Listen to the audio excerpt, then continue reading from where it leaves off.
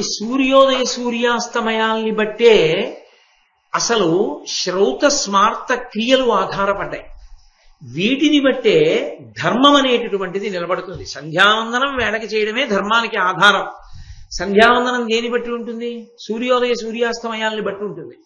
కాబట్టి అసలు ఈ సూర్యోదయ సూర్యాస్తమయాలు అవుతున్నాయంటే సూర్యుడు కదులుతున్నాడు. సూర్యుడు కదిలేది తన వలన తాను కదులుతున్నాడా? సూర్యుణ్ణి కూడా శాసించేవాడొకడు ఉన్నాడా? ఎవరి వలన సూర్యుడు కదులుతాడు?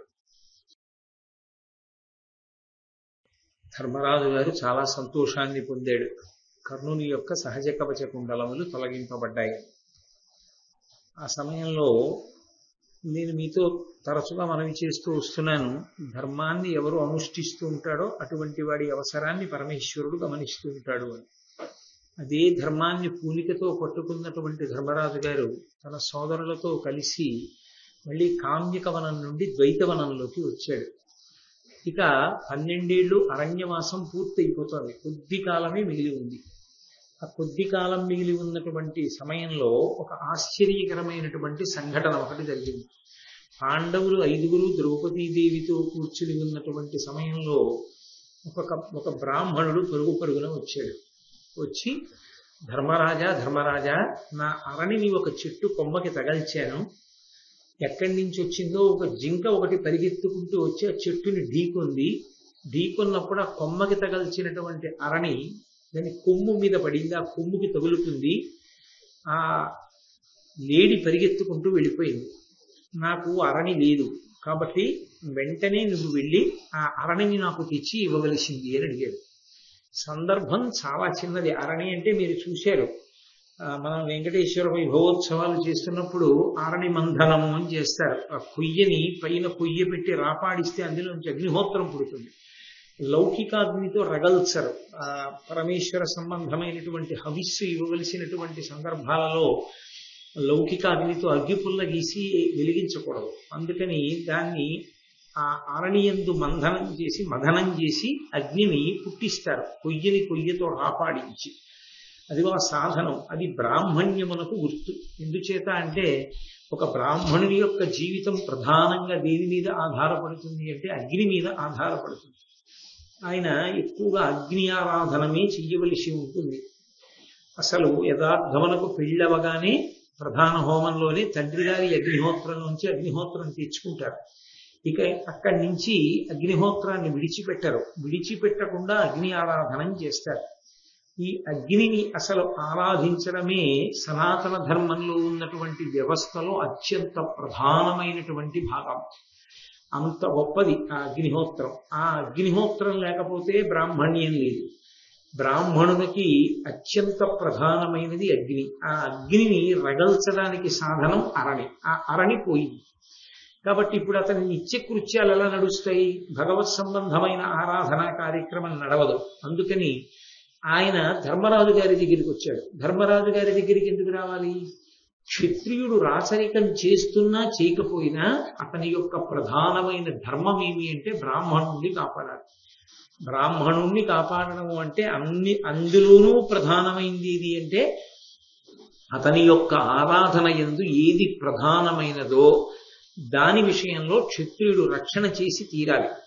అరణి పోయింది అని బాధపడుతున్నాడు ఆ బ్రాహ్మణుడు. కాబట్టి దాన్ని సాధించడం కోసం పాండవులు 5 బయలుదేరారు. 5 బయలుదేరడం ఎందుకు? ఒక అరణి తీసుకురావడానికి, ఒక లేడీని కొట్టడానికి అంటే కాలం అతిక్రమించకూడదు. ఆయన అగ్నిని రగల్చుకోవాలి. ఇది తొందరగా వెళ్ళి 5 కలిసి ఆ లేడీని కొట్టి తీసుకురావాలి.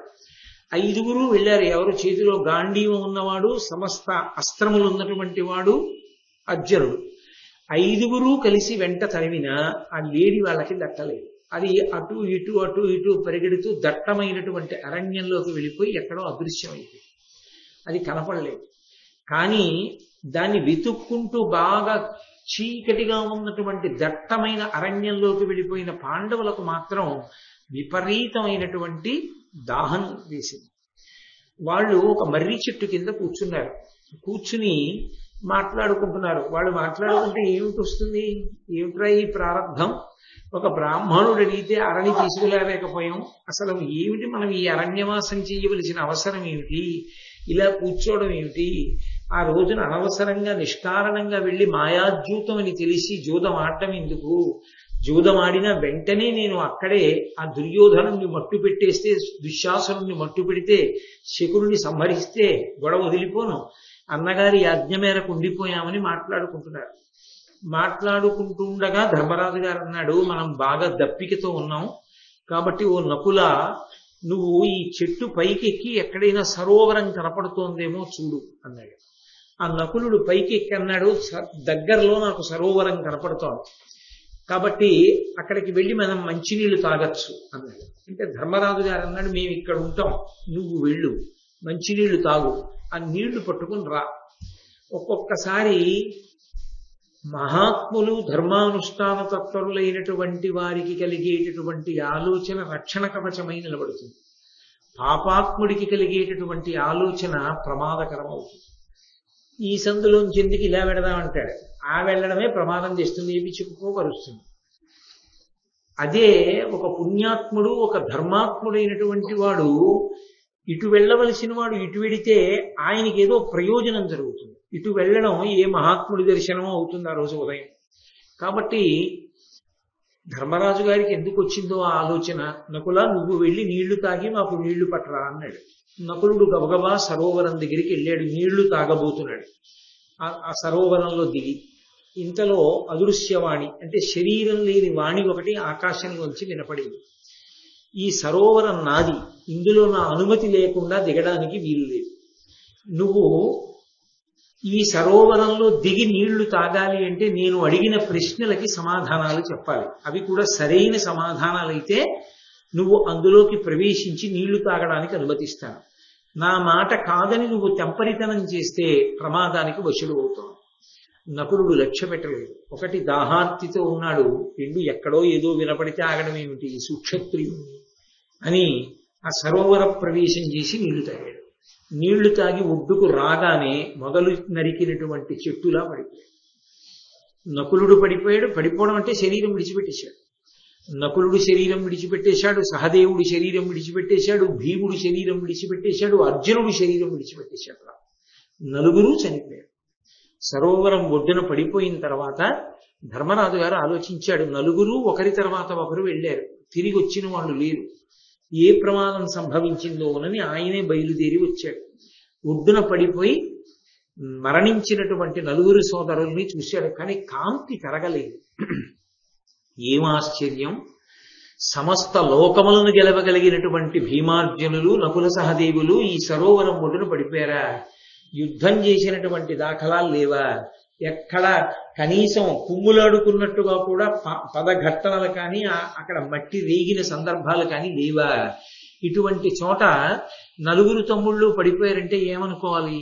నేను తీరా తిరిగి వెళ్ళిన తరువాత మా తల్లి కుంతి, నాయనా నువ్వు వచ్చావు, తమ్ముళ్ళు లేరని అడిగితే నేనేం చెప్పను, భీష్మ ద్రోణాదులు అడిగితే నేనేం చెప్పనని చాలాసేపు పరితాపాన్ని పొంది, ఎంత కష్టంలో ఉన్న దాహం అన్నది ఎవరు ఆపుకోగలరు, దాహం దాహమే, ఆయన కూడా కసిని నీళ్లు తాగుదామని సరోవరంలో దిగాడు. నీ నలుగురు తమ్ముళ్ళు నా మాట కాదని మరణించారు, ఇప్పటికైనా నువ్వైనా నా మాట విను. నీళ్లలో దిగి నువ్వు నీళ్లు త్రాగే ముందు నాకు సమాధానములు చెప్పవలసి ఉంటుంది. ఈ సరోవరానికి అంతటికీ కూడా హక్కు నాది, నేను ఒక కొంగని, దీనికి యజమానిగా ఉన్నాను అన్న ధ్వని వినపడింది. ధర్మరాజు గారు అన్నాడు, మహానుభావా, నేను ఆ మాట నమ్మను, నువ్వు కొంగవి కాదు. ఎందుకంటే నువ్వు కొంగవైతే ఒక పక్షి మా తమ్ముళ్ళని ఓడించలేదు, ఒక పక్షిని ఓడించలేక మరణించేటటువంటి స్వభావం మా తమ్ముళ్ళది కాదు, వాళ్ళు అపారమైనటువంటి పరాక్రమవంతులు. కాబట్టి నీ యథార్థ స్వరూపం ఎవరో నాకు చెప్పవలసింది అన్నది.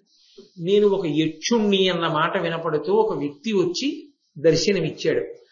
భూమ్యాకాశములు కలిసిపోయాయా అన్నంత ఎత్తులో ఉండి బయటికి దంస్ట్రలు వచ్చినటువంటి వాడై చాలా భయంకరమైనటువంటి రూపంతో నిలబడ్డాడు.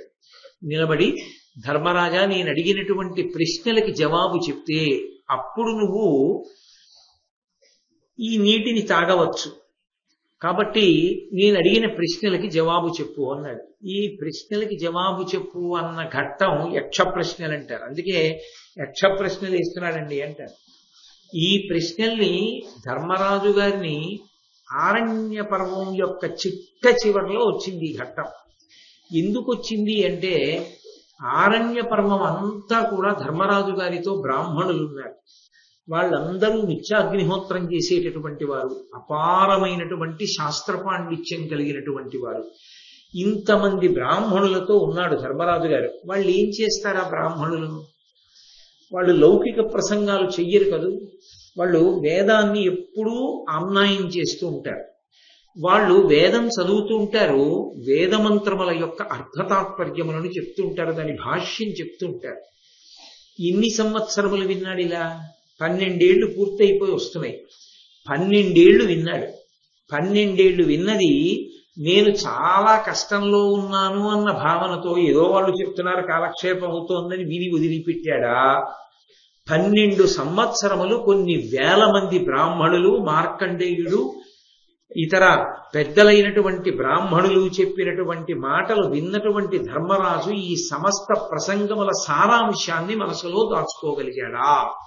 అంటే ఒక అరణ్యాన్నంతటినీ కూడా చాలా కాలం ఒక విద్యాలయంగా మార్చుకుని ఆయన నేర్చుకున్న దాన్నంతటినీ మనసులో పెట్టుకున్నాడా, పెట్టుకోలేకపోయాడా? అంతటి వేద విద్వాంసులు చెప్పినటువంటి మాటలు ఈయనకి ఉపయుక్తమయ్యాయా? ఈ చెవితో విని ఈ చెవితో విడిచిపెట్టాడా? ఇది పరీక్షించాలనుకున్నాడు. అందుకు అడుగుతున్నాడు ఆ ప్రశ్నలు. అందుకే ఆరణ్య పర్వం చిట్ట చివర అడిగినటువంటి యక్ష ప్రశ్నలు ఇవి తెలుసుకుంటే ధర్మరాజు గారు బ్రాహ్మణుల దగ్గర తెలుసుకున్న సమస్త విషయ సారాంశము తెలుసుకున్నట్టు. అంత ప్రధానమైనవిగా ఈ యక్ష ప్రశ్నలు భావింపబడ్డాయి. యథార్థంగా చెప్పాలి అంటే ఈ యక్ష ప్రశ్నలే ఒక మనిషి జీవితాన్ని చక్కదిద్దుకోవడంలో, ఒక మనిషి జీవితాన్ని పండించుకోవడంలో ప్రధానములై ఉంటాయి. ఎందుకని నేను మళ్ళీ మీతో మనవి చేస్తున్నా, 12 సంవత్సరముల పాటు శాస్త్రమునందు వేదమునందు విద్వాంసులైనటువంటి బ్రాహ్మణుల దగ్గర విన్నాడు ధర్మరాజు గారు. ఆ విన్నటువంటి విషయము యొక్క సారాంశాన్నే ప్రశ్నలుగా వేస్తున్నాడు ఆ యక్షుడి రూపంలో ఉన్న వ్యక్తి. ఇప్పుడు ఆ ప్రశ్నలకి సరిగా జవాబు ధర్మరాజు చెప్పగలిగాడు అంటే అన్ని వేల మంది బ్రాహ్మణులు చెప్పినటువంటి విషయం ఆయన మనసులో ఉన్నది. అంటే వాళ్ళ కంఠశోషగా పోలేదది, వాళ్ళ శ్వాసని వాక్కుగా మార్చి చెప్పినందుకు విన్న శ్రోత అధికారి అయినటువంటి వాడు విన్నాడు. వాళ్ళు పడిన కష్టం ఫలించింది. లేనినాడు అన్నీ విడిచిపెట్టి ధర్మరాజా నువ్వు ఎక్కడుంటే మేము అక్కడ ఉంటామని 12 ఏళ్లు వాళ్ళు కూడా ఆయనతో పాటు అరణ్యవాసం చెయ్యడం నిష్ప్రయోజనం.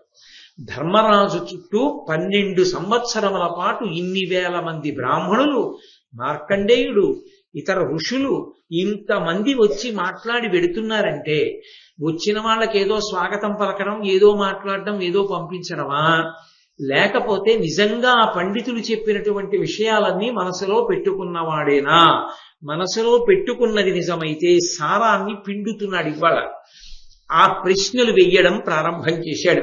నేను ప్రశ్నలకి జవాబు చెప్తానంటే ధర్మరాజు గారు చెప్పిన జవాబులు చెప్తాను కానీ వాటికి వ్యాఖ్య చెయ్యని ఇవాళ. ఎందుకంటే ఇవాళ అన్నిటికన్నా ప్రధానమైంది ఏది అంటే ఆ వేద విద్వాంసుల యొక్క వేద గోష్ఠి. దానికి మార్గాన్ని సుగమం చేయడం కోసం నేను ఆ ప్రశ్నల్ని జవాబుల్ని మీ ముందు ఉంచుతాను. మొట్టమొదటి ప్రశ్న అడుగుతున్నాను, ధర్మరాజా విను అని. దినకరు నెయ్యిది నడుపును, దినకరు నెవ్వారు కొలిచి తిరుగుదురు, ఆ దేవుని అస్తమించుటేమిట అనగా తదాధారభూతమది ఇదియుకో.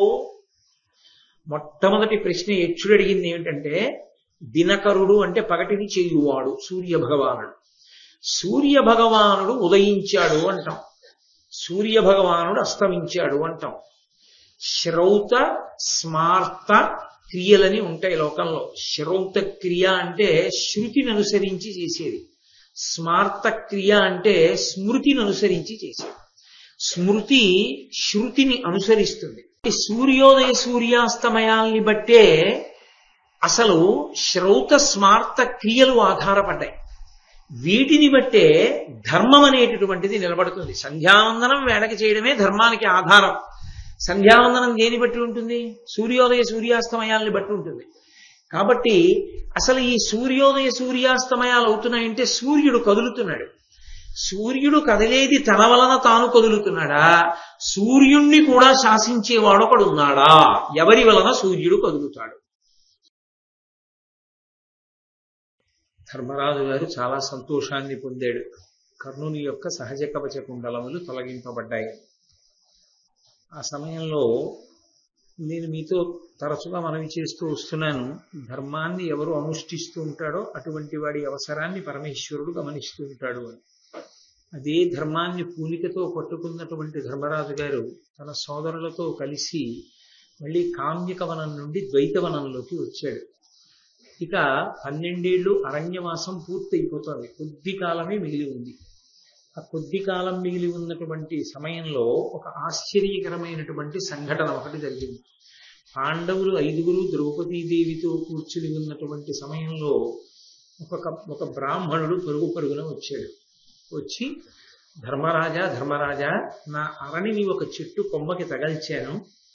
ఎక్కడి నుంచి వచ్చిందో ఒక జింక ఒకటి పరిగెత్తుకుంటూ వచ్చి ఆ చెట్టుని ఢీకొన్నప్పుడు ఆ కొమ్మకి తగల్చినటువంటి అరణి దాని కొమ్ము మీద పడింది. ఆ కొమ్ముకి తగులుకుంది. ఆ లేడి పరిగెత్తుకుంటూ వెళ్ళిపోయింది. నాకు అరణి లేదు, కాబట్టి వెంటనే నువ్వు వెళ్ళి ఆ అరణిని నాకు తెచ్చి ఇవ్వవలసింది అని అడిగాడు.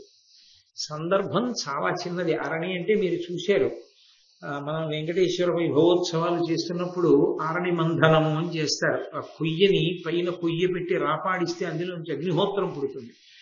లౌకికాగ్నితో రగల్చరు. పరమేశ్వర సంబంధమైనటువంటి హవిస్సు ఇవ్వవలసినటువంటి సందర్భాలలో లౌకికాగ్నితో అగ్గిపుల్ల గీసి వెలిగించకూడదు. అందుకని దాన్ని ఆ అరణియందు మథనం చేసి అగ్నిని పుట్టిస్తారు, కొయ్యతో రాపాడించి.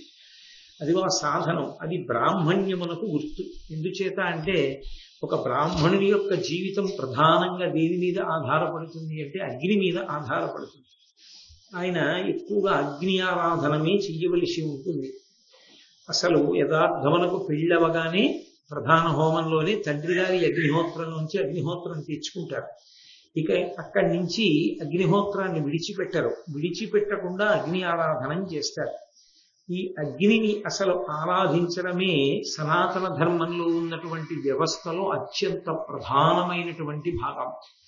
అంత గొప్పది ఆ అగ్నిహోత్రం. ఆ అగ్నిహోత్రం లేకపోతే బ్రాహ్మణ్యం లేదు. బ్రాహ్మణునికి అత్యంత ప్రధానమైనది అగ్ని. ఆ అగ్నిని రగల్చడానికి సాధనం అరణి. ఆ అరణి పోయింది కాబట్టి ఇప్పుడు అతని నిత్యకృత్యాలు ఎలా నడుస్తాయి? భగవత్ సంబంధమైన ఆరాధనా కార్యక్రమం నడవదు. అందుకని ఆయన ధర్మరాజు గారి దగ్గరికి వచ్చాడు. ధర్మరాజు గారి దగ్గరికి ఎందుకు రావాలి? క్షత్రియుడు రాచరికం చేస్తున్నా చేయకపోయినా అతని యొక్క ప్రధానమైన ధర్మం ఏమి అంటే బ్రాహ్మణుణ్ణి కాపాడాలి. బ్రాహ్మణుణ్ణి కాపాడడం అంటే అందులోనూ ప్రధానమైంది ఏది అంటే అతని యొక్క ఆరాధన యందు ఏది ప్రధానమైనదో దాని విషయంలో క్షత్రియుడు రక్షణ చేసి తీరాలి. అరణి పోయింది అని బాధపడుతున్నాడు ఆ బ్రాహ్మణుడు. కాబట్టి దాన్ని సాధించడం కోసం పాండవులు 5 బయలుదేరారు. 5 బయలుదేరడం ఎందుకు? ఒక అరణి తీసుకురావడానికి, ఒక లేడీని కొట్టడానికి అంటే కాలం అతిక్రమించకూడదు. ఆయన అగ్నిని రగల్చుకోవాలి. ఇది తొందరగా వెళ్ళి 5 కలిసి ఆ లేడీని కొట్టి తీసుకురావాలి. 5 వెళ్ళారు. ఎవరు? చేతిలో గాంధీవం ఉన్నవాడు, సమస్త అస్త్రములు ఉన్నటువంటి వాడు అర్జునుడు. 5 కలిసి వెంట తరిమినా ఆ లేడీ వాళ్ళకి దట్టలేదు. అది అటు ఇటు పరిగెడుతూ దట్టమైనటువంటి అరణ్యంలోకి వెళ్ళిపోయి ఎక్కడో అదృశ్యమైంది. అది కనపడలేదు. కానీ దాన్ని వెతుక్కుంటూ బాగా చీకటిగా ఉన్నటువంటి దట్టమైన అరణ్యంలోకి వెళ్ళిపోయిన పాండవులకు మాత్రం విపరీతమైనటువంటి దాహం వేసింది. వాళ్ళు ఒక మర్రి చెట్టు కింద కూర్చున్నారు. కూర్చుని మాట్లాడుకుంటున్నారు. వాళ్ళు మాట్లాడుకుంటే ఏమిటి వస్తుంది? ఏమిట్రా ఈ ప్రారంభం? ఒక బ్రాహ్మణుడు అడిగితే అరణి తీసుకులేకపోయాం. అసలు ఏమిటి మనం ఈ అరణ్యవాసం చేయవలసిన అవసరం ఏమిటి? ఇలా కూర్చోవడం ఏమిటి? ఆ రోజున అనవసరంగా నిష్కారణంగా వెళ్ళి మాయాద్యూతం అని తెలిసి జూదం ఆడటం ఎందుకు? జూదం ఆడినా వెంటనే నేను అక్కడే ఆ దుర్యోధనుని మట్టు పెట్టేస్తే, దుశ్శాసనుని మట్టు పెడితే, శకురుని సంహరిస్తే గొడవ వదిలిపోను. అన్నగారి యాజ్ఞ మేరకు ఉండిపోయామని మాట్లాడుకుంటున్నారు. మాట్లాడుకుంటుండగా ధర్మరాజు గారు అన్నాడు, మనం బాగా దప్పికతో ఉన్నాం కాబట్టి ఓ నకుల నువ్వు ఈ చెట్టు పైకెక్కి ఎక్కడైనా సరోవరం కనపడుతోందేమో చూడు అన్నాడు. ఆ నకులుడు పైకెక్కి అన్నాడు, దగ్గరలో నాకు సరోవరం కనపడుతోంది, కాబట్టి అక్కడికి వెళ్ళి మనం మంచినీళ్లు తాగొచ్చు అన్నాడు. అంటే ధర్మరాజు గారు అన్నాడు, మేము ఇక్కడ ఉంటాం, నువ్వు వెళ్ళు, మంచినీళ్లు తాగు, ఆ నీళ్లు పట్టుకుని రా. ఒక్కొక్కసారి మహాత్ములు ధర్మానుష్ఠాన తత్పరులైనటువంటి వారికి కలిగేటటువంటి ఆలోచన రక్షణ కవచమై నిలబడుతుంది. పాపాత్ముడికి కలిగేటటువంటి ఆలోచన ప్రమాదకరం అవుతుంది.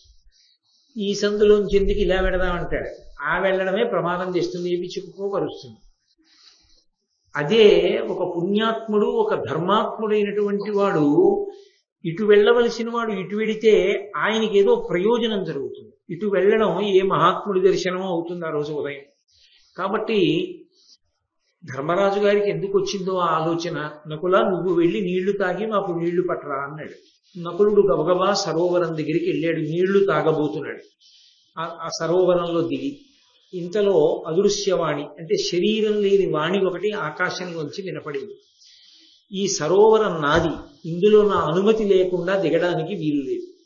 నువ్వు ఈ సరోవరంలో దిగి నీళ్లు తాగాలి అంటే నేను అడిగిన ప్రశ్నలకి సమాధానాలు చెప్పాలి. అవి కూడా సరైన సమాధానాలైతే నువ్వు అందులోకి ప్రవేశించి నీళ్లు తాగడానికి అనుమతిస్తాను. నా మాట కాదని నువ్వు తెంపరితనం చేస్తే ప్రమాదానికి వశుడు అవుతావు. నకులుడు లక్ష్య పెట్టలేదు. ఒకటి దాహార్తితో ఉన్నాడు, రెండు ఎక్కడో ఏదో వినపడితే ఆగడం ఏమిటి, సుక్షత్రియుణ్ణి అని ఆ సరోవర ప్రవేశం చేసి నీళ్లు తాగాడు. నీళ్లు తాగి ఒడ్డుకు రాగానే మొదలు నరికినటువంటి చెట్టులా పడిపోయాడు. నకులుడు పడిపోయాడు. పడిపోవడం అంటే శరీరం విడిచిపెట్టేశాడు. నకులుడు శరీరం విడిచిపెట్టేశాడు, సహదేవుడి శరీరం విడిచిపెట్టేశాడు, భీముడి శరీరం విడిచిపెట్టేశాడు, అర్జునుడి శరీరం విడిచిపెట్టేశాడు. నలుగురు చనిపోయాడు. సరోవరం ఒడ్డున పడిపోయిన తర్వాత ధర్మరాజు గారు ఆలోచించాడు, నలుగురు ఒకరి తర్వాత ఒకరు వెళ్ళారు, తిరిగి వచ్చిన వాళ్ళు లేరు, ఏ ప్రమాదం సంభవించిందోనని ఆయనే బయలుదేరి వచ్చాడు. ఒడ్డున పడిపోయి మరణించినటువంటి నలుగురు సోదరుల్ని చూశాడు, కానీ కాంతి పెరగలేదు. ఏం ఆశ్చర్యం! సమస్త లోకములను గెలవగలిగినటువంటి భీమార్జునులు, నకుల సహదేవులు ఈ సరోవరం ఒడ్డున పడిపోయారా? యుద్ధం చేసినటువంటి దాఖలాలు లేవా? ఎక్కడ కనీసం కుమ్ములాడుకున్నట్టుగా కూడా పదఘట్టనలు కానీ అక్కడ మట్టి రేగిన సందర్భాలు కానీ లేవా? ఇటువంటి చోట నలుగురు తమ్ముళ్ళు పడిపోయారంటే ఏమనుకోవాలి?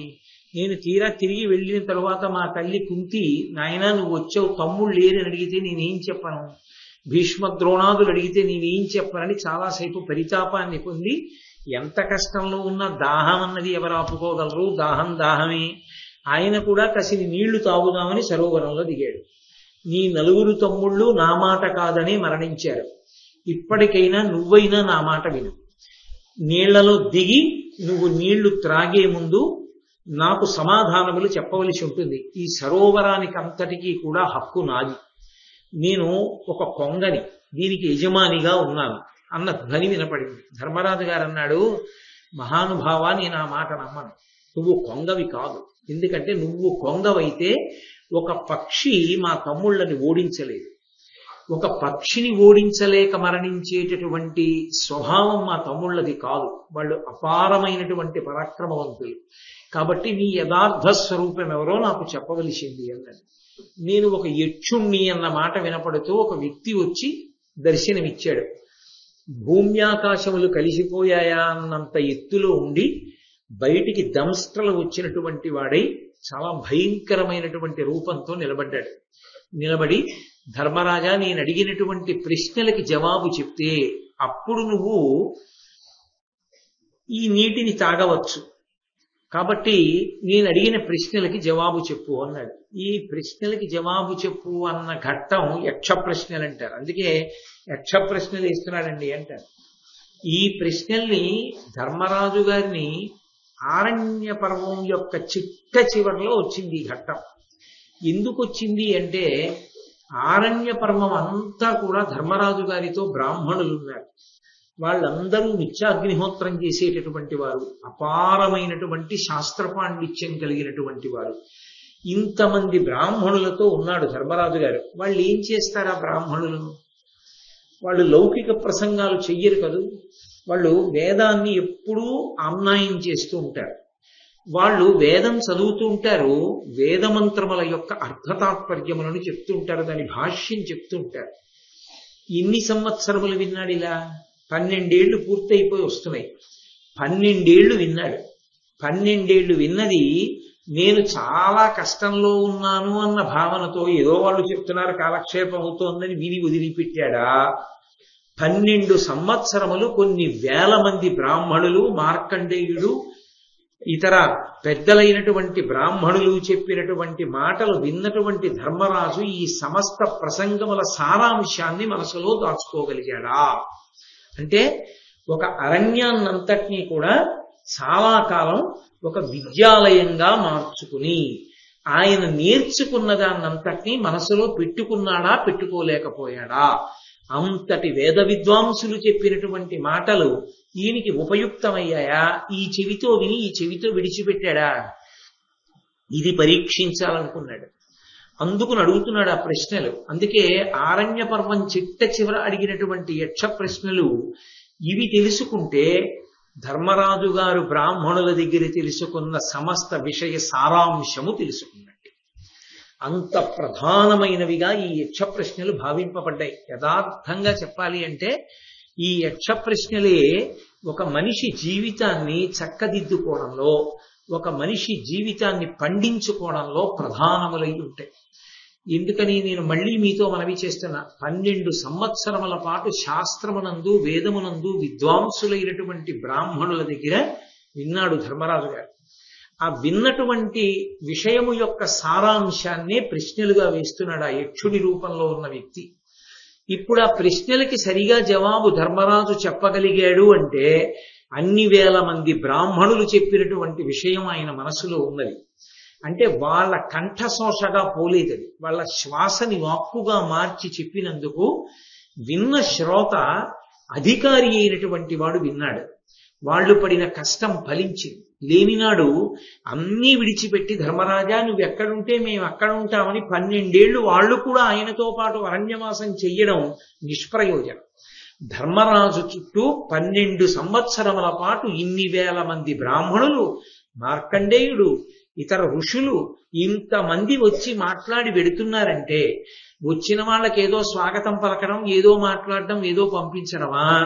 లేకపోతే నిజంగా ఆ పండితులు చెప్పినటువంటి విషయాలన్నీ మనసులో పెట్టుకున్నవాడేనా? మనసులో పెట్టుకున్నది నిజమైతే సారాన్ని పిండుతున్నాడు ఇవాళ. ఆ ప్రశ్నలు వెయ్యడం ప్రారంభం చేశాడు.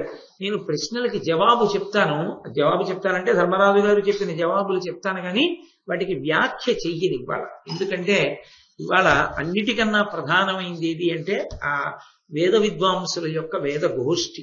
దానికి మార్గాన్ని సుగమం చేయడం కోసం నేను ఆ ప్రశ్నల్ని జవాబుల్ని మీ ముందు ఉంచుతాను.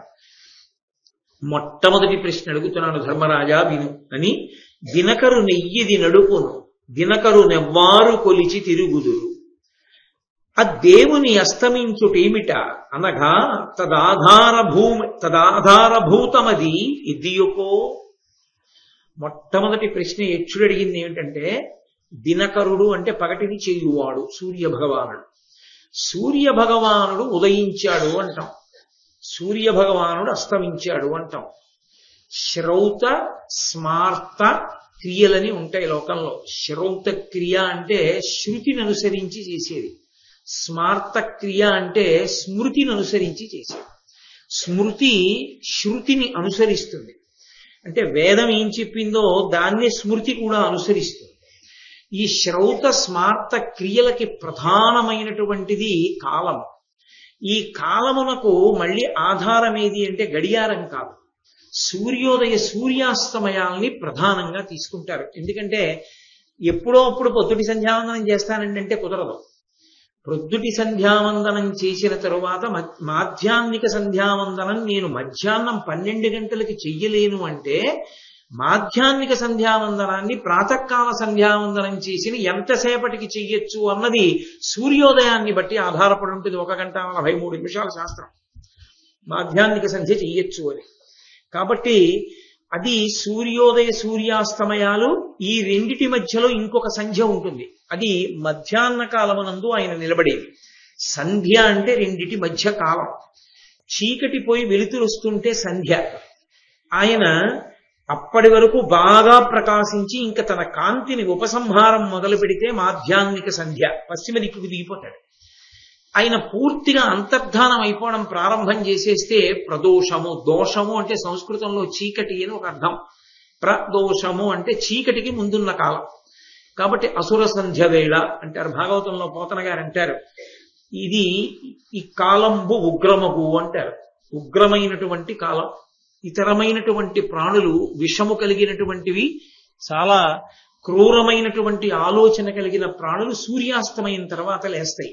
సాత్విక బుద్ధి కలిగిన వాళ్ళందరూ సూర్యాస్తమైన తర్వాత ఇక తిరగరు, ఉండిపోతారు. కాబట్టి అందుకే మనుష్య ప్రాణి తిరగకూడదు అని. కాబట్టి సూర్యోదయ సూర్యాస్తమయాల్ని బట్టే అసలు శ్రౌత స్మార్త క్రియలు ఆధారపడ్డాయి. వీటిని బట్టే ధర్మం అనేటటువంటిది నిలబడుతుంది. సంధ్యావందనం వేళకి చేయడమే ధర్మానికి ఆధారం. సంధ్యావందనం దేని బట్టి ఉంటుంది? సూర్యోదయ సూర్యాస్తమయాల్ని బట్టి ఉంటుంది. కాబట్టి అసలు ఈ సూర్యోదయ సూర్యాస్తమయాలు అవుతున్నాయంటే సూర్యుడు కదులుతున్నాడు. సూర్యుడు కదిలేది తన వలన తాను కదులుతున్నాడా? సూర్యుణ్ణి కూడా శాసించేవాడొకడు ఉన్నాడా? ఎవరి వలన సూర్యుడు కదులుతాడు అంటే సూర్యుని యొక్క కదలికలను ఆధారం చేసుకుని చేసేటటువంటి నిత్య నైమిత్తిక కర్మల యొక్క ప్రధానమైనటువంటి సారాంశం ఏదై ఉండాలి అంటే, నువ్వు చేసినటువంటి భక్తితో కూడిన ఈ కర్మల వలన సంతృప్తి పొందినటువంటి వేరొకడెవరో సంతోషించి ఈ భక్తితో చేసినటువంటి కర్మల వలన వచ్చినటువంటి పుణ్యాన్ని అధికారంగా ఇచ్చి జ్ఞానముగా మార్చాలి. ఆ జ్ఞానం ఎప్పుడు ఆవిర్భవిస్తుందో అప్పుడు ఆయన జీవన్ముక్తుడు. ఆయన కైవల్యాన్ని పొందినట్టు. కైవల్యము అన్నమాట అద్వైత సంప్రదాయం. అప్పుడు కైవల్యాన్ని పొందుతాడు. కాబట్టి ఎవరు నడుపుతారు సూర్యుణ్ణి? ఒకవేళ సూర్యుడు నడుస్తుంటే వెడుతుంటే ఆయన వెనక ఎవరు వెడతారు? అంతటి మహానుభావుడు కదా, ఆయన వెనక ఎవరు వెళ్ళరా? ఆయన వెనక వెళ్ళకపోతే దోషం. ఎందుకనో తెలుసా? జ్ఞానము కలిగినటువంటి వాడు ఒక్కడే వెళ్ళిపోతున్నాడు అనుకోండి, అది అపశకునం దేశానికి. ఆయన ఒక్కడు వెళ్ళకూడదు. ఆయన వెడుతుంటే ఆయన నడిచి వెళ్ళిపోతున్నారు అనుకోండి, చుట్టూ నలుగురు ఉండాలి. ఎందుకు ఉండాలి అంటే, ఇంతటి మహానుభావుడు నడిచి వెడుతున్నాడు ఒక్కడు. కాబట్టి ఇప్పుడు ఆయన్ని మనం ఏదైనా ప్రశ్న చేస్తే మంచి మాటలు చెప్తాడు, మంచి మాటలు చెప్తూ నడుస్తాడు. అందుకని శిష్యులు పరిగెడతారు కనుక అతను పరిగెత్తి గురువు గారి దగ్గర మంచి మాటలు వింటూ పెడతారు. అందుకే ఒంటి బ్రాహ్మణ శకునం అపశకునం అంటారు. ఒంటి బ్రాహ్మణ శకునం అపశకునం అంటే ఒక్కడు రావడం ఆయన తప్పు కాదు, ఆయన ఒక్కడు వస్తున్నప్పుడు వెంట రాకపోవడం సమాజం తప్పు. ఆయనని అనుగమించాలి. అనుగమించి అయ్యా మాకు ఈ విషయం చెప్పండి, ఆ విషయం చెప్పండి అని అడిగేవాడు ఉండాలి. అడిగేవాడు లేడంటే లోకంలో వేదము యొక్క ప్రామాణ్యత తెలుసుకోవాలనేటటువంటి జిజ్ఞాస కలిగినటువంటి భక్తుల సమూహము తగ్గిపోతోంది. అది ఆర్షధర్మమునకు ప్రమాద హేతువు కాదు. ఇక భక్తి ఎందు అనురక్తి ఎలా కలుగుతుంది? కాబట్టి ఒంటి బ్రాహ్మణుడు దుశ్శకునము అంటే బ్రాహ్మణుడు దుశ్శకునము అని కాదు దాని అర్థం. ఆయన వెంట ఎవరూ ఉండకపోవడం సమాజం పాడవుతోందని గుర్తు. మరి సూర్యనారాయణమూర్తి గురువులకు గురువు, హనుమంతటి వారు ఆయన దగ్గర విద్య నేర్చుకున్నారు. అటువంటి వాడు వెడుతుంటే ఆయన వెనక ఎవరైనా వెడుతుంటారా? ఒక్కడే వెడతాడా? ఒక్కడే వెడితే అంతకన్నా ఘోరమైన విషయం ఇంకోట్లేదు. కాబట్టి ఎవరు వెడతారు? ఆ దేవుని అస్తమించుటేమిట? ఆయన ఏ కారణానికి అస్తమిస్తాడు? అసలు నాకు దీనికంతటికీ ఆధారభూతమైనటువంటి విషయం ఏమి చెప్పు అన్నాడు. ఇవన్నీ ఎక్కడ వింటే తెలుస్తాయి? వేదం చదువుకున్నటువంటి మహానుభావులైనటువంటి విద్వాంసులు చెప్తుంటే వినాలి. 12 ఏళ్లు విన్నాడు. ఆయనకి చెప్పడం కోసమే వాళ్ళు అరణ్యంలో ఉన్నారు. చెప్పినవి విని మనసులో పెట్టుకున్నాడా? రాజ్యం మీద కాంక్షతో ఆలోచిస్తూ వదిలిపెట్టాడా? ఏది ఆలోచిస్తే అదే మనసులో ఉంటుంది. రాజ్యాన్ని ఆలోచిస్తూ బ్రాహ్మణ వాక్కులు విడిచిపెట్టుకున్నాడా? బ్రాహ్మణ వాక్కులు పట్టుకుని రాజ్యం గురించి ఆలోచించకుండా ప్రశాంతంగా గడపగలిగాడా?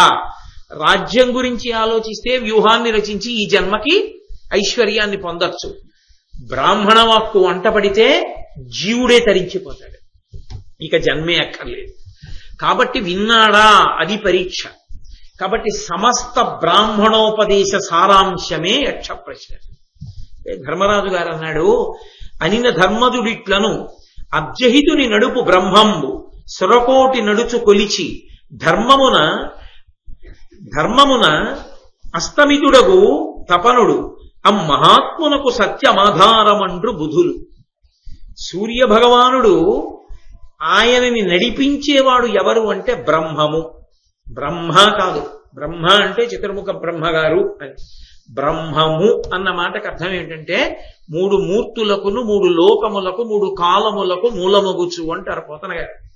సృష్టికర్త, స్థితికర్త, ప్రళయకర్త అని 3గా విడి కార్యాన్ని చేసేటటువంటి ఒక్కటి మూడిటిని చేసేటటువంటిదిగా కాకుండా ఏ క్రియా చెయ్యకుండా కూర్చునుంటే దాన్ని బ్రహ్మం అంటారు. అంటే అదే సృష్టి చేసేటప్పుడు బ్రహ్మగారు అవుతుంది, అదే స్థితికారకుడైనప్పుడు విష్ణు అవుతుంది, అదే లయకారకుడైనప్పుడు హరుడు అవుతుంది. తప్ప భేదం ఉండదు, అభేదముతో ప్రకాశిస్తూ ఉంటుంది. అటువంటిది ఉన్నదే అది బ్రహ్మము. ఆయనే బ్రహ్మగా, విష్ణువుగా, హరుడిగా 3గా ఉంటాడు. అలా ఉన్నవాడెవరో ఆయన బ్రహ్మమైతే అదిగో ఆ బ్రహ్మము నడిపిస్తోంది. ఆ బ్రహ్మమునకు యథార్థమునకు రూపం ఉండదు. అందుకే అది భా అంటే కాంతి పుంజం అంతే. నీవారస్సూకవత్తన్వీ పీతాభాస్వత్యనూపమా అని అణువంత రూపంతో భా కాంతి రూపంలో ఉంటాడే. అటువంటి బ్రహ్మమున్నదే అది నడిపిస్తోంది ఆ సూర్యుడిని. అందుకే ఆఖరికి మిగిలిపోయేది ఆ వెలుగుల ముద్దే అంటారు పోతన గారు భాగవతంలో. లోకంబులు లోకేశులు లోకస్తులు తెగిన తుది అలోకంబగు పెంజీకటి కావల యవ్వండేకాకృతి వెలుగు అతని నేసేవింతున్నంటారు. ఈ లోకములను పరిపాలించేటటువంటి వాళ్ళు, ఈ లోకంలో ఉన్నామన్న వాళ్ళు, ఈ 3 రకాలమైనటువంటి వాళ్ళు ప్రళయమునందు లేకుండా పోతే, ఈ లోకములన్నీ కటిక చీకటైపోతే, నత్ర సూర్యోభాతి చంద్రతారకం నేమా విద్యుతోభాతి కుతోయమగ్ని, ఇక వెలుతురన్నది లేని కటిక చీకటి ఆవరిస్తే, ఆ చీకట్లకి ఆవల ఎవడు సూర్యబింబం యొక్క, చంద్రబింబం యొక్క, నక్షత్రముల యొక్క ప్రకాశము అవసరము లేకుండా తనంత తాను ప్రకాశిస్తున్నాడో వాడొక్కడే బ్రహ్మ.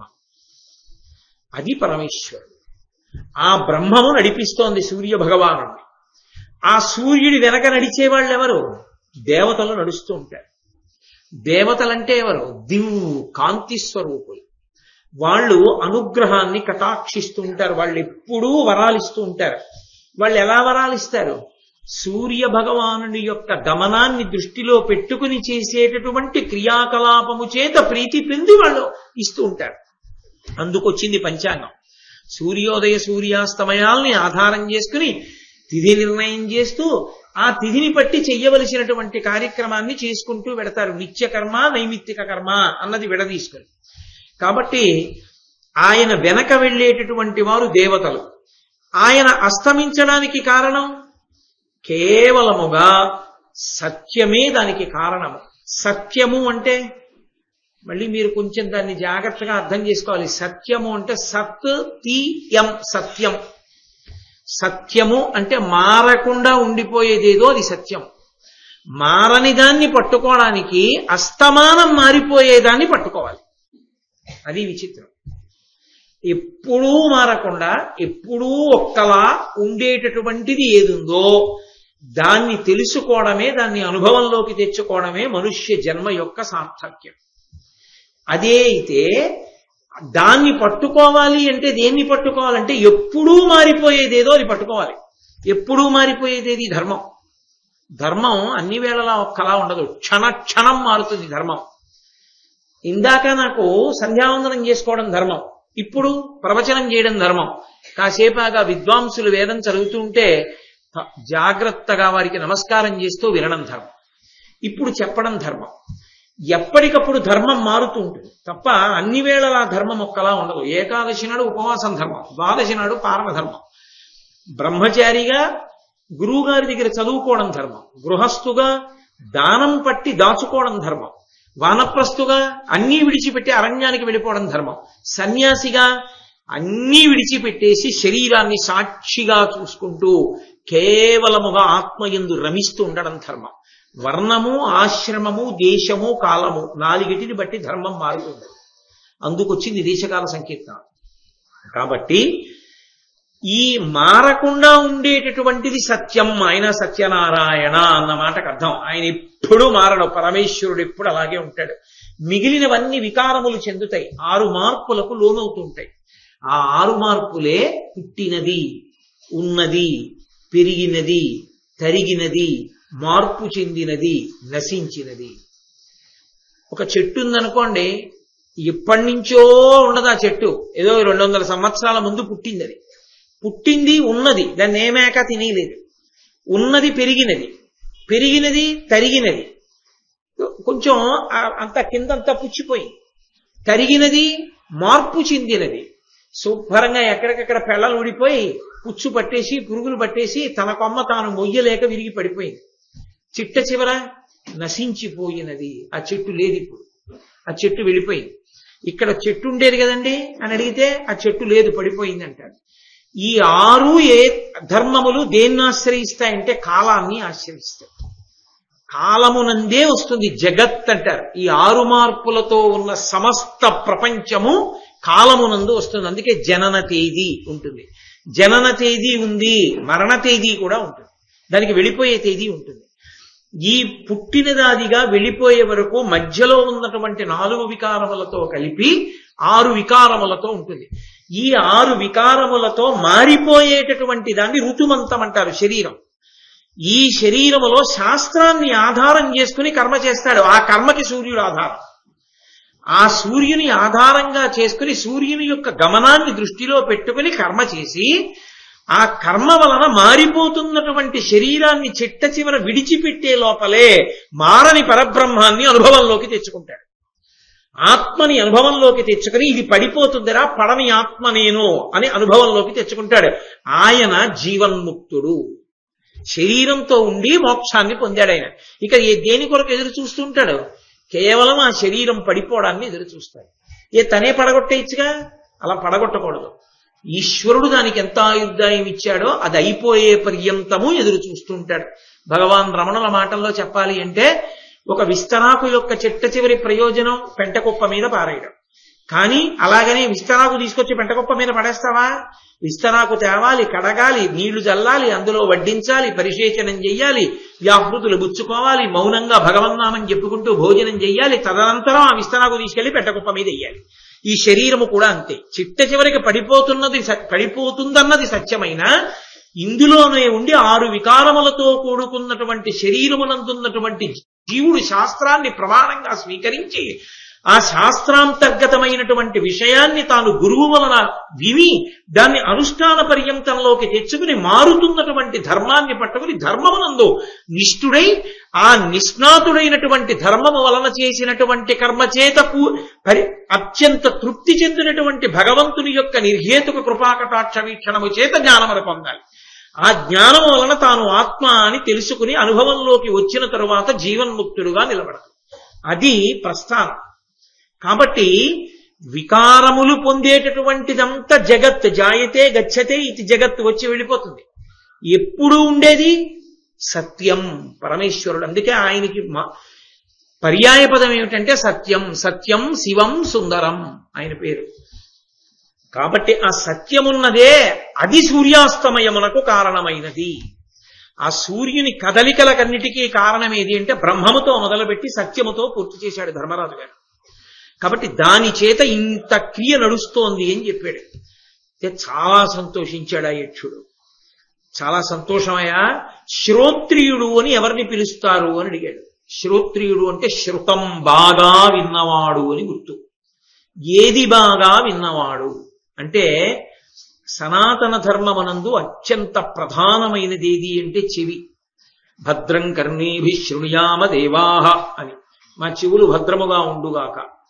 చెవి ఎందుకు ప్రధానము అంటే వేదము నిలబడడానికి కారణము చెవి. వేదం రేడియోలో సంగీతం నేర్చుకున్నట్టు పుస్తకం పట్టుకుని పైన ఉన్న గుర్తుల్ని బట్టి ఉదాత్త అనుదాత్త స్వరిత స్వరాల్ని నేర్చుకోరు. గురువుగారి దగ్గర కూర్చుంటే గురువుగారు మంత్రం చెప్తూ చెయ్యి పైకెత్తుతూ చెయ్యి కిందకి దింపుతూ చెయ్యి సమానంగా నిలబడుతూ మంత్రం చెప్తారు. ఆ మంత్రం యొక్క స్వరాన్ని గురువుగారి దగ్గర చెవితో వింటాడు, విని పట్టుకుంటాడు. పట్టుకుంటే గురు పరంపరలో ఆ వేదం అలా ప్రవహిస్తూ ఉంటుంది, దాని స్వరం పెడుతుంది. వేదం కేవలం మంత్రం చెప్పడం వేదం కాదు, స్వరంతో చెప్పడం గొప్ప. అసలు దానికోసమే గురుముఖత వింటారు. కాబట్టి చెవి ప్రధానంగా ఉంటుంది కాబట్టే వేదానికి ఇంకొక పేరు శృతి. ఎవరు శ్రోత్రియుడు అంటే ఈ చెవి ఉన్నందుకు ధన్యత ఎప్పుడు అంటే ఉపనయనం చేసుకునేది ఎందుకంటే గురువుగారి దగ్గరికి వెళ్ళిపోవడానికి. గురువుగారి దగ్గరికి వెళ్ళిపోవడం ఎందుకంటే వేదం వినడానికి. కాబట్టి ఎవరు వేదాభ్యాసం చేశాడో, ఎవడు వేదం నేర్చుకున్నాడో, గురువు గారి దగ్గర విన్నాడో, ధారణ చేశాడో, మళ్ళీ స్వరంతోనే చెప్తాడో వాడున్నాడే వాడు శ్రోత్రియుడు. ఇక చాలా మహిమను పొందిన పురుషుడని ఎవరిని పిలవాలి అని అడిగాడు ధర్మరాజు గారిని యక్షుడు. అంటే తపస్సు వలన ప్రభావమును పొందినవాడు. తపస్సు అంటే ఇంతకుముందు మార్కండేయ మహర్షి చెప్పారు. తపస్సు అన్న మాటకు అర్థం ఏంటంటే మీరు దేనితో మొదలు పెట్టండి, మిగిలిన వాటిని దాన్ని ఆధారం చేసుకుని దగ్గరికి తీసుకుంటూ వెనక్కి ప్రయాణం చేయాలి. వెనక్కి ప్రయాణం చేస్తే తపస్సు. మన ప్రమేయం లేకుండా ముందుకెడతాయి ఇంద్రియాలు. కన్ను ఉందనుకోండి, నా ప్రమేయం ఏమక్కర్లేదు, ముందుకు చూస్తుంది. కానీ నేను ఈ కన్నుని మూసి లోపల మనసుని నిగ్రహించి నా మనోనేత్రంతో ఒక మంత్రానికి సంబంధించిన అధిష్టాన దేవతని చూస్తూ తత్సంబంధమైనటువంటి బీజాక్షరాల్ని పలుకుతున్నాను అనుకోండి, అప్పుడు నేను వెనక్కి వెడుతున్నానని గుర్తు. అప్పుడు ఏమవుతుందంటే నాకు తెలియకుండానే నా దృష్టి కేంద్రీకరణ, ఇంద్రియ నిగ్రహము, ప్రశాంతత, ఆసన శుద్ధి ఇవన్నీ కలుగుతాయి. ఈ తపస్సు ఎందు ఏమవుతుందంటే శక్తి పొటమరిస్తుంది. బీజాక్షర శబ్ద విస్ఫోటనము అని శబ్ద బ్రహ్మమయి, చరాచరమయి, జ్యోతిర్మయి, వాంగ్మయి. బయట ధ్వనికి పేల్తే ప్రపంచం నాశనం అవుతుంది. లోపల విస్ఫోటనం సంభవిస్తే అందుకే పెదవులు కూడా కదపకుండా మంత్రం చేయాలంటారు. ఎంత బీజాక్షర విస్ఫోటనం జరిగితే అంత శక్తి లోపల పడుతుంది జపంలో. అందులో అంతర్ముఖత్వాన్ని పొందుతాడు, దాని వలన ప్రభావాన్ని పొందుతాడు, మహిమ పొందుతాడు. మహిమ అంటే శక్తి పొటమరిస్తుంది. ఇప్పుడు ఆ శక్తి దేనికి ఆధారం అవుతుంది? ఆయన వాక్కే శక్తి అయిపోతుంది. ఇప్పుడు ఆయన సత్యం మాట్లాడడం కాదు, ఆయన మాట్లాడినది సత్యం అవుతున్నప్పుడు యోగి అయ్యాడు అంటారు. ఆయన సత్యం చెప్పాడండి కాదు, ఆయన ఏమన్నారో అది సత్యం అయిపోతుంది.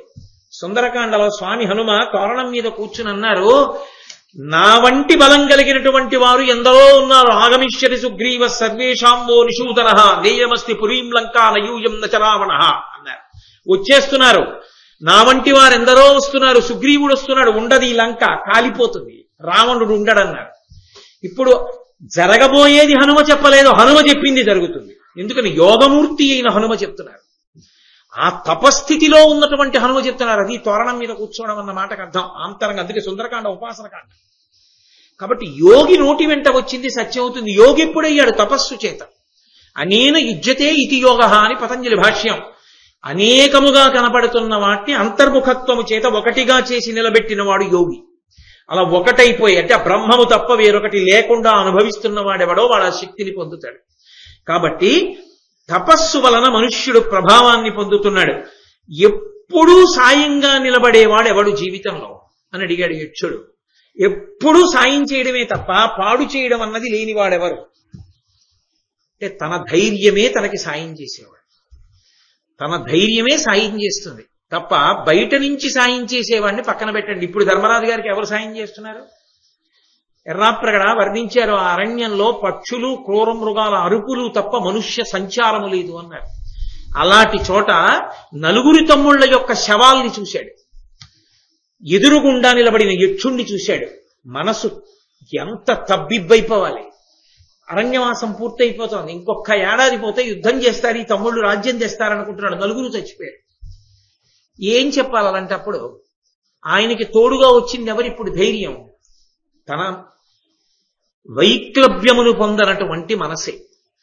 కాబట్టి ఆ ధైర్యమే ఎప్పుడూ సాయం చేసేవాడు తప్ప బాహ్యంలో సాయం చేసేవాడు తన లోపల ఉన్న ధైర్యం వల్ల దొరుకుతాడు. ఒక వ్యక్తి బుద్ధిమంతుడు ఏ కారణం చేత అవుతాడు అని అడిగాడు యక్షుడు. ఒక వ్యక్తి బుద్ధిమంతుడు కేవలం చదువుకోవడం వల్ల కాలేడు. ఎందుకో తెలుసా?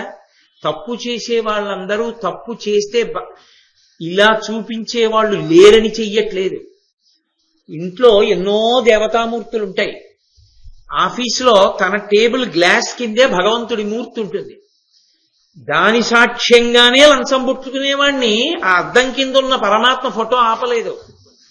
ఇంట్లోనే కూర్చుని అబద్ధాలు ఆడేవాడిని ఇంటి కబ్బోర్డ్లో ఉన్న పరమేశ్వర మూర్తులు ఆపలేవు. కట్టుకున్న బట్ట ఆపదు, పెట్టుకున్న బొట్టు ఆపదు. ఏదాపుతుంది? బుద్ధిమంతులతోడి సహవాసం ఆపుతుంది. రామకృష్ణ పరమహంస అంటారు, ఏనుగు నడిచి వెళ్ళిపోతూ తొండమెత్తి ఇలా కొమ్మను లాగబోతుంది. బక్కగా ఉన్న మామటి పక్కన అంకుశం పెట్టి ఇలా అంటాడు, దింపేస్తుంది. బుద్ధిమంతుడైనటువంటి వాడితో కలిసి తిరిగితే అరే ఆయన అలా ప్రవర్తిస్తుంటాడు, మనం ఇలా ఎలా ప్రవర్తించగలం రా అని మార్పు వస్తుంది. ఒక వ్యక్తి బుద్ధిమంతుడవడానికి కారణము సహవాసమే. సజ్జన సాంగత్యము చేత బుద్ధిమంతుడవుతాడు. పెద్దల పరిచర్య చేత కేవలం ఉండడం కాదు, వారి యందు అనురక్తి కలిగి వారి పరిచర్య చెయ్యడం ప్రారంభం చేస్తే దాని వలన బుద్ధిమంతుడవుతాడు.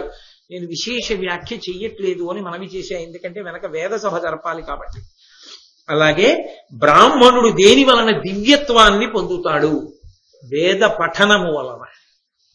వేద పఠనము అన్న మాటకు అర్థం ఏంటంటే, ఏదో బిఏ చదువుకునేటప్పుడు ఒక సిలబస్ పూర్తి చేసేసి బిఏ అనిపించుకున్న తర్వాత ఇంకా మళ్ళీ ఆ టెక్స్ట్ పుస్తకాలు వెంటనే ఎవరికో ఇచ్చేసి జీవితంలో మళ్ళీ అది చదవాలని నియమం ఏమి ఉండదు. ఒకసారి పేరు పక్క బిఏ వచ్చేసాక. వేద పఠనం అలా కాదు. దాని అవసరం ఉందా అవసరం లేదా అన్న దానితో సంబంధం ఉండదు. స్వరప్రతిష్ఠ చేసి ఆ స్వరంతో ఆ మంత్రాన్ని ఆమ్నాయం చేయడంలో తరించిపోతుంటాడు, ఆనందపడిపోతుంటాడు. అందుకే దానికి పుస్తకం ఉండదు. గురువు గారి దగ్గర విని ధారణ చేసింది ఆ శిష్యుడిలో గురువే ఉంటాడు. ఎందుకుంటాడో తెలుసా?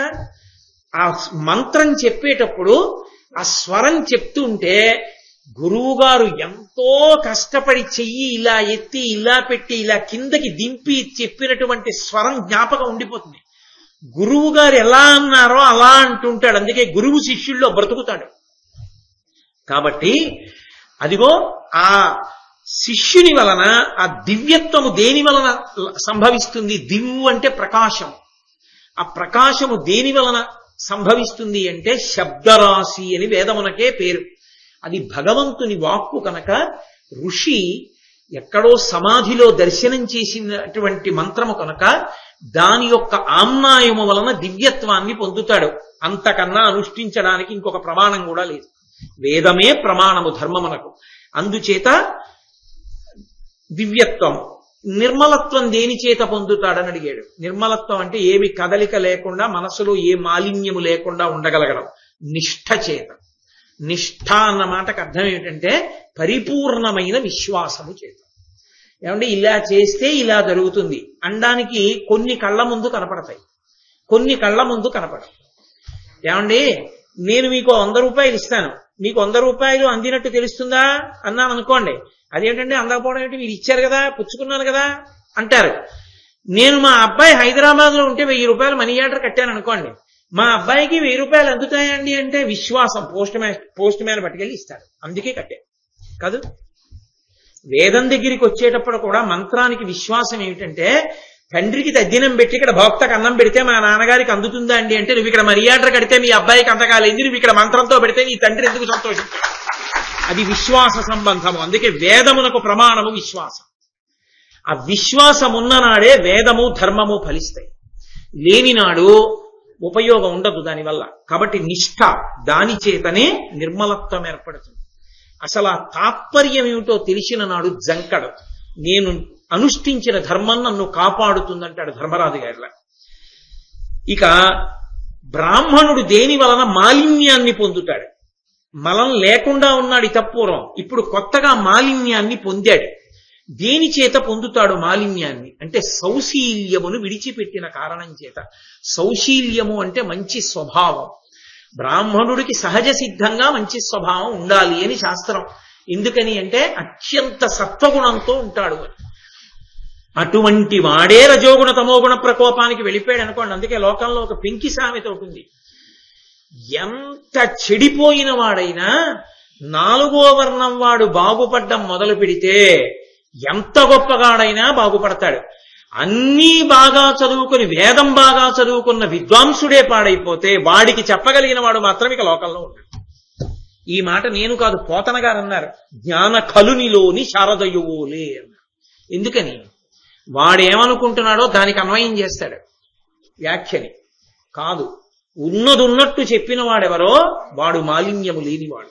అది ఎప్పుడు ఆ నిష్ఠ కుదిరితేనే. అందుకే సౌశీల్యము తన స్వభావాన్ని విడిచిపెట్టేశాడా రజోగుణ తమోగుణ సంపర్కము చేత, దాని చేత మాలిన్యము వచ్చేస్తుంది. మర్త్యుడు ఎప్పుడవుతాడు అని అడిగారు. మర్త్యుడు అంటే మరణించేటటువంటి స్వభావం. అంటే ఏమంటే బ్రాహ్మణులు చచ్చిపోరా అని అడగకూడదు. బ్రాహ్మణులు చచ్చిపోరా అంటే ఎవరివైనా శరీరాలు చచ్చిపోతాయి. ఎప్పుడూ చావులేనిది ఏది అంటే ఆత్మ. చిట్ట చివరికి ఆత్మగా తాను బతికిపోయి శరీరాన్ని వదిలిపెట్టాలి బ్రాహ్మణులు. ఆ స్థితిని దేని వలన పొందుతాడంటే వేదం చదువుకుని వేద ప్రమాణాన్ని తెలుసుకుని. కానీ శౌచాన్ని వదిలిపెడితే చచ్చిపోతాడన్నారు. శౌచం అంటే లోపల నమ్మకాన్ని పోగొట్టుకుని నమ్మకం ఉన్నట్టు నటించడం, బాహ్యమునందు లోపలి శౌచం నిలబడడానికి కావలసినటువంటి ప్రక్రియని అవలంబించకపోవడం, అంటే స్నానాది క్రియాకలాపమును నిర్వహించకపోవడం.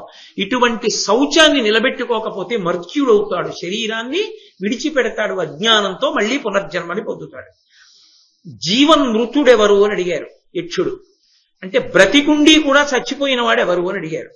దేవతలకు నివేదన చెయ్యనివాడు, పితృదేవతలకు తద్దినం పెట్టనివాడు, అతిథి ఇంటికొస్తే అన్నం పెట్టనివాడు, సేవకులకు ఎన్నడూ ఏదీ పెట్టకుండా తాను తినే అలవాటున్నవాడు, ఇటువంటి వాడు బ్రతికుండి చచ్చిపోయినవాడే. కాబట్టి జీవన్మృతుడు. అలాగే భూమి కంటే చాలా బరువైనది ఏది అని అడిగాడు యక్షుడు. అంటే భూమి యొక్క బరువు అన్న మాటకు అర్థం ఏమిటంటే సహించగలగడం, వహించగలగడం. అమ్మ కన్న తల్లి అన్నాడు ధర్మరాజు. ఆ ఒక్క మాట చాలు, ఇక దానికి నేనేం వ్యాఖ్యానం చేయక్కర్లేదు. ఆకాశము కన్న పొడుగైన వాడెవరు అని అడిగాడు. నమ సోమాయ చ రుద్రాయ చ నమ స్తామ్రాయ చ అరుణాయ చ నమ శంగాయ చ పశుపతయే చ నమ ఉగ్రాయ చ భీమాయ చ నమో అగ్రే వధాయ చ దూరే వధాయ చ నమో హంత్రే చ హనీయసే చ నమో వృక్షేభ్యో అంటూ తండ్రి గురించి వర్ణించింది యజుర్వేదంలో రుద్రాధ్యాయంలో అష్టమానువాకం. తండ్రి శివస్వరూపం. ఆ తండ్రి కలిగిన పిన్నిధానమేలా. అందుకే ఆకాశం కన్నా పొడుగ్గా నిలబడి కాపాడేవాడెవరు? తండ్రి అన్నాడు ధర్మరాజు గారు. చాలా బాగుందయా. గాలి కంటే వేగం ఉన్నది ఏది? మనస్సు. గడ్డి కంటే చాలా విరివిగా దొరికేది ఏది లోకంలో? చింత. అది లేనివాడు ఉంటాడు. అంటే గడ్డి కన్నా విరివిగా దొరికేది చింత. నిదిరించి కన్ను మూయనిది ఏది? చాప. జన్మించి చైతన్యం లేనిదేది? గ్రుడ్డు. రూపం ఉండి హృదయం లేనిదేది? రాయి. వేగం చేత అతిశయించేదేది? ఏరు. నేను అంతవరకే చెప్తూ వెళ్ళిపోతున్నాను. కాబట్టి బాటసారికి చుట్టాలెవరు అని అడిగాడు. బాటసారి అంటే అరణ్య మార్గంలో వెళ్ళిపోతున్నవాడు, లేదా రహదారి మీద ఒక్కడే ప్రయాణం చేసి వెళ్ళిపోతున్నాడు. తనవారన్న వారెవరు లేరు తన చుట్టూ. కానీ అప్పుడు బాటసారికి చుట్టాలెవరని అడిగాడు. వర్తక సమూహమే. వర్తక సమూహం అంటే ఒక ఊరు నుంచి ఇంకో ఊరు వెళ్ళి వ్యాపారం చేసుకుందామని వెళ్లే వాళ్ళు ఉంటారే, వాళ్లే చుట్టాలన్నాడు. ఎందుకని? వాళ్ళు వ్యాపారం చేస్తారు కాబట్టి ఈ ఊరు నుంచి ఆ ఊరు ఎడతారు. వాళ్ళు ఎప్పుడు వెడతారు కాబట్టి ఏ వేళలో వెళ్లాలో ఏ వేళలో వెళ్ళకూడదో, ఏ తూము దగ్గర దొంగలు కొడతారో ఆ తూము దగ్గరికి వెళ్ళినప్పుడు అందరూ బళ్ళన్నీ కలిసి ఎందుకు వెళ్లాలో, యజమానులందరూ కిందకి దిగి కర్రలు ఎందుకు పట్టుకోవాలో, ఎక్కడ చలివేంద్రం ఉంటుందో, ఎక్కడ పూటకోళ్ల సత్రం ఉందో వాళ్ళకే తెలుసు. అందుకని నీకు కావలసినవన్నీ వాళ్లే చెప్పగలరు కాబట్టి వాళ్లే చుట్టాలు. కాబట్టి బాటసారికి చుట్టం ఎవరు అని అడిగాడు యక్షుడు. వర్తక సమూహము అన్నాడు. రోగికి మిగిలే వైద్యుడెవరు అని అడిగాడు. వైద్యుడు ఒక్కడే. ఎక్కడో ఇంటెన్సివ్ కేర్ యూనిట్ లో పడున్నాడు, మిగిలిన వాళ్ళు అద్దంలోంచి చూస్తున్నారు. ఏం పర్వాలేదు లోవాయ్, రేపో ఎల్లుండో ఇంటికి వెళ్ళిపోదు కానీ అంటాడు. మిగిలిన వాళ్ళు చెప్పినా వీడు నమ్మడం. డాక్టర్ గారు చెప్పిందే నమ్మడం.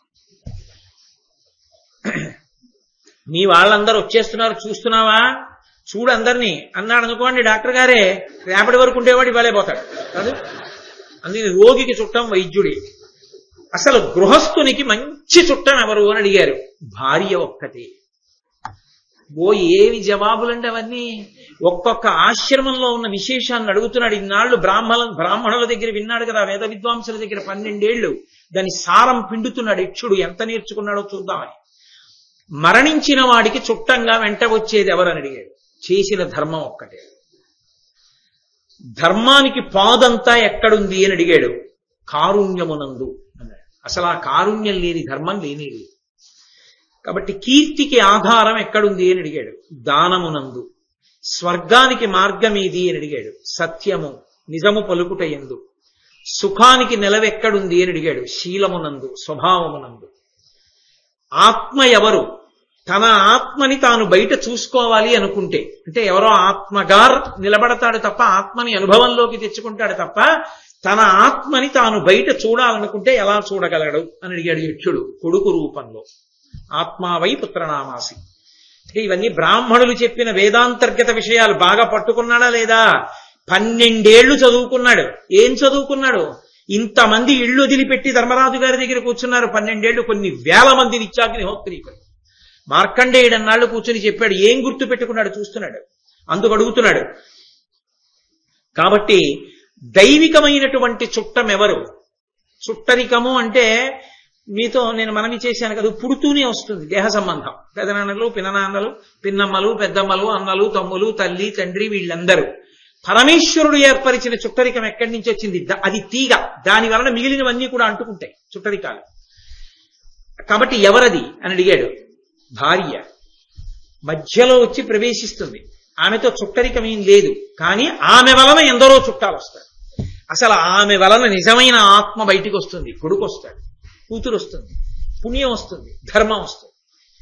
తను వెళ్ళిపోయాక గైలో శ్రాద్ధం పెట్టేవాడు వస్తాడు. కాబట్టి ఇంతమంది ఎక్కడి నుంచి వస్తున్నారంటే ఆ చుట్టంలోంచే. కాబట్టే దైవికమైన చుట్టం ఎవరు అంటే భార్య. అసలు సమస్త జీవకోటి యొక్క బ్రతుకుని నిర్వహిస్తున్న వాళ్ళెవరు అని అడిగాడు. మేఘుడు.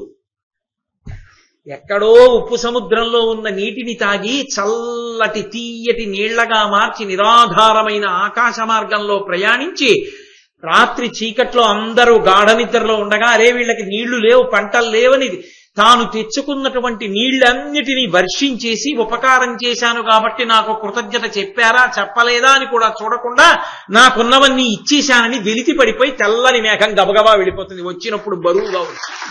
ఆ మేఘం లేని నాడు బ్రతుకెక్కడుంది? ఏ ప్రాణి బ్రతకదు. కాబట్టి సమస్త ప్రాణికోటికి నిర్వాహకుడు మేఘుడే అన్నాడు. చాలా సంతోషం. అసలు మనిషి గొప్పతనాన్ని పొందడానికి ఏది చేసి తీరాలి అని అడిగాడు. దానము. దాచుకున్నవాడు ఎంత ఉన్నా పట్టికెళ్లేది లేదు. గొప్పతనం అంటూ పొందితే దానము చేతనే పొందుతాడు. అసలు లోకంలో గొప్ప ధర్మమేది? అహింస. పరిపూర్ణమైనటువంటి ఫలితాన్ని ఇవ్వగలిగినది ధర్మముల అన్నిటిలోకి ఏది? యజ్ఞము. నేను మీతో అందుకే మనవి చేశా, సనాతన ధర్మం అంతా అగ్ని మీద ఆధారపడింది అనడానికి కారణం అది. మనం ఇచ్చిన హవిస్సు దేవతలకి, దేవతలు ప్రీతి చెంది వర్షం, వర్షం వలన పంటలు, పంటల వలన మళ్ళీ మనం సుఖాలు పొంది యజ్ఞం, యజ్ఞం వలన దేవతలు, దేవతల వలన మళ్ళీ సుఖాలు. ఇదొక ధర్మచక్రం తిరుగుతూ ఉంటుంది. కాబట్టి అన్నిటిలోకి గొప్ప ధర్మం ఏది? యజ్ఞమును నిర్వహించుటయే. ఏది విడిచిపెట్టేస్తే మనిషి సంతోషంగా ఉంటాడు? అహంకారం. అదొక్కటి లేకపోతే సంతోషం. నన్ను కూడా ఇలా కూర్చోబెట్టడం ఏమిటండి అంటేనే ప్రమాదం వస్తుంది. నేనెంతటి వాడినండి ఎక్కడ కూర్చుండే అంటే ప్రమాదం రాదు. కాబట్టి అహంకారం విడిచిపెడితే సంతోషంగా ఉంటాడు. లోకంలో విషం ఇది. విప్రుల యొక్క ధనం, బ్రాహ్మణ ధనాన్ని తస్కరిస్తే విషాన్ని తాగినట్టే. కాబట్టి పితృతర్పణలకు అనుకూలమైన కాలం ఏది? యథార్థమునకు బ్రాహ్మణులు వస్తున్న కాలమే పితృతర్పణలకు అనుకూలమైన కాలం.